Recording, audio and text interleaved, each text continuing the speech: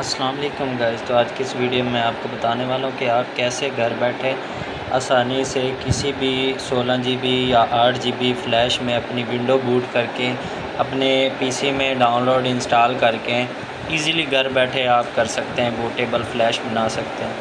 तो सबसे पहले आपको एक 16 GB की फ़्लैश चाहिए और आप मेमोरी कार्ड भी यूज़ कर सकते हैं। तो चलिए हम कंप्यूटर की स्क्रीन पे चलते हैं और मैं आपको सब कुछ डिटेल से समझाता हूँ।